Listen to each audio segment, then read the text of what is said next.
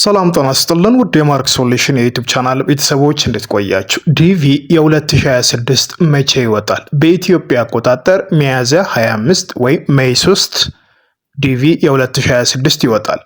ከዚህም ጋር በተገናኘ በመጀመሪያ እንኳን ደስ ያላችሁ። ይህ በህይወታችሁ የምታገኙት ትልቅ እድል ሊሆን ይችላል ደግሞም ነው።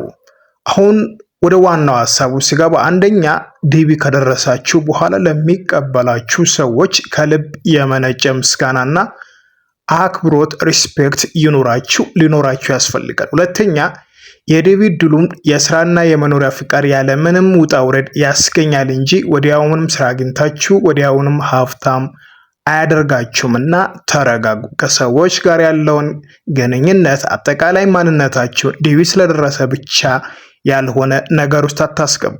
ስኬቱ የኋላ ነውና። ሶስተኛ ባገኛችሁት አጋጣሚ ሁሉ ቋንቋችሁን ለማሻሻል አካባቢያችሁን ለመልመድ ሞክሩ። ዲቪ ከደረሰ በኋላ ራሳችሁን ቶሎ ወደ ቋንቋ ልምምድ ውስጥ ማስገባት መቻል አለባችሁ።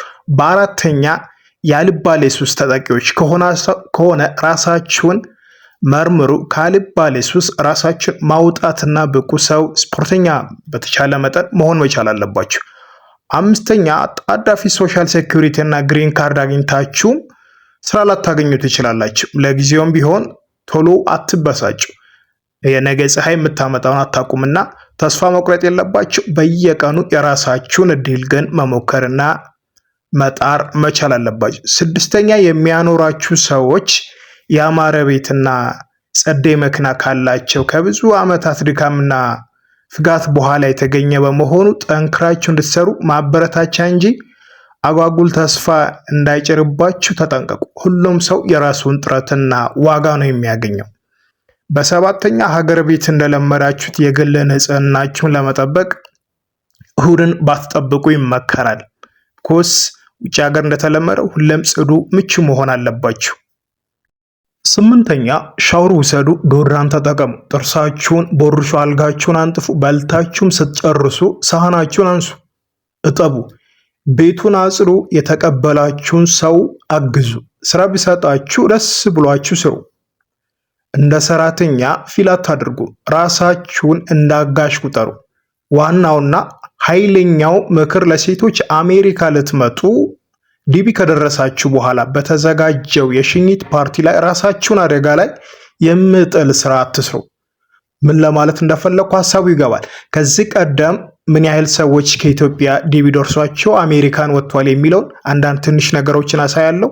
አዲስ የሆናችሁ ቤቱ ሰብስክራይብ በማድረግ ቤተሰብ የሆነው ከዚህ ቀደም በ4 ዓመታት ውስጥ ምን ያህል ሰዎች ከ2022 እስከ 2025 ድረስ ዲቪ ደርሷቸው አሜሪካን እንደወጡ የሚያሳይ ፋይል አሳያችሁና ዲቪ በ2022 2998 የሚያክሉ ሰዎች ደርሷቸው ተሳክቶላቸዋል።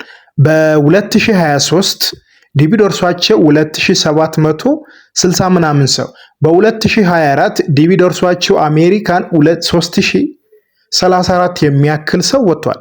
በ2025 ዲቪ ደርሷቸው ከኢትዮጵያ ወደ አሜሪካን የሄዱት 3674 የሚያክሉ ሰዎች ናቸው። ዘንድሮ የተሻለ ቁጥር ራሱን እጥፍ እንደሚያደርግ አይነት ሀሳብ ነው እየተወራ ያለው።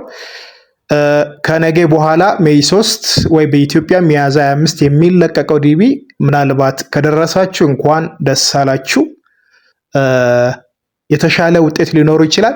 እንደመጣ ራሳችሁን ግን በቂ አርጋችሁ በፕሮፌሽናል በሆነ መንገድ ማዘጋጀት መቻል አለባችሁ።